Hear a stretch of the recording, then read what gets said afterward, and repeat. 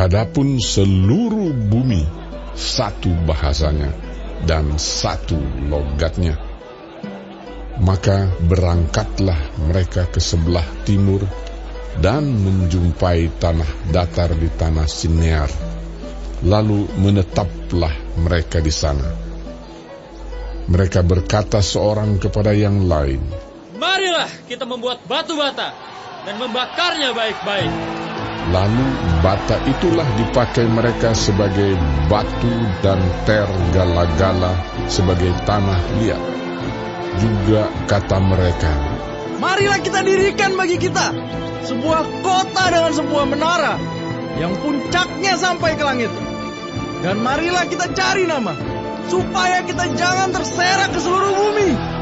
Lalu turunlah Tuhan untuk melihat kota dan menara yang didirikan oleh anak-anak manusia itu. Dan ia berfirman, "Mereka ini satu bangsa dengan satu bahasa untuk semuanya. Ini barulah permulaan usaha mereka. Mulai dari sekarang, apapun juga yang mereka rencanakan, tidak ada yang tidak akan dapat terlaksana. Baiklah kita turun dan mengacau balaukan di sana bahasa mereka, sehingga mereka tidak mengerti lagi bahasa masing-masing." Demikianlah mereka diserahkan Tuhan dari situ ke seluruh bumi, dan mereka berhenti mendirikan kota itu. Itulah sebabnya sampai sekarang nama kota itu disebut Babel, karena disitulah dikacau balaukan Tuhan bahasa seluruh bumi, dan dari situlah mereka diserahkan Tuhan ke seluruh bumi. Inilah keturunan Sem. Setelah Sem berumur 100 tahun, ia memperanakkan Arpaksad, 2 tahun setelah air bah itu. Sem masih hidup 500 tahun setelah ia memperanakkan Arpaksad. Dan ia memperanakkan anak-anak lelaki dan perempuan. Setelah Arpaksad hidup 35 tahun, ia memperanakkan Selah. Arpaksad masih hidup 403 tahun setelah ia memperanakkan Selah, dan ia memperanakkan anak-anak lelaki dan perempuan. Setelah Selah hidup 30 tahun, ia memperanakkan Eber. Selah masih hidup 403 tahun setelah ia memperanakkan Eber, dan ia memperanakkan anak-anak lelaki dan perempuan.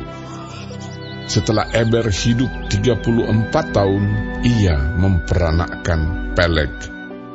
Eber masih hidup 430 tahun setelah ia memperanakkan Peleg, dan ia memperanakkan anak-anak lelaki dan perempuan.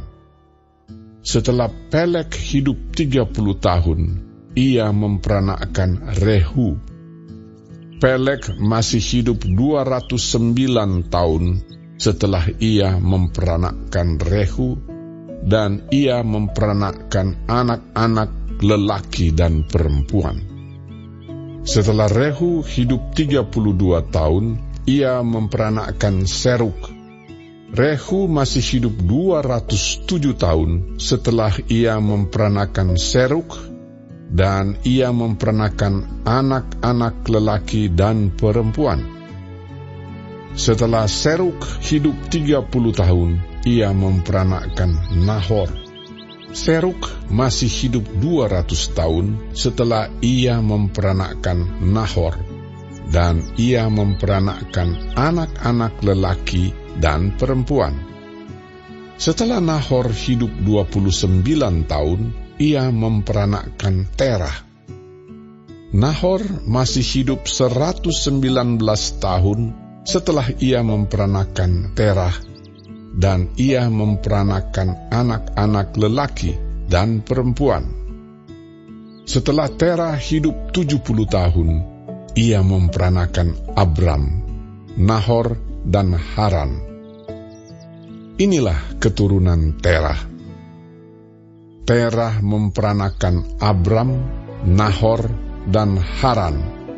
Dan Haran memperanakan Lot. Ketika Terah ayahnya masih hidup, matilah Haran di negeri kelahirannya di Ur Kasdim. Abram dan Nahor kedua-duanya kawin. Nama istri Abram ialah Sarai, dan nama istri Nahor ialah Milka. Anak Haran ayah Milka dan Yiska. Sarai itu mandul, tidak mempunyai anak. Lalu Terah membawa Abram anaknya, serta cucunya, Lot, yaitu anak Haran, dan Sarai menantunya, istri Abram, anaknya. Ia berangkat bersama-sama dengan mereka dari Ur Kasdim untuk pergi ke tanah Kanaan. Lalu sampailah mereka ke Haran dan menetap di sana.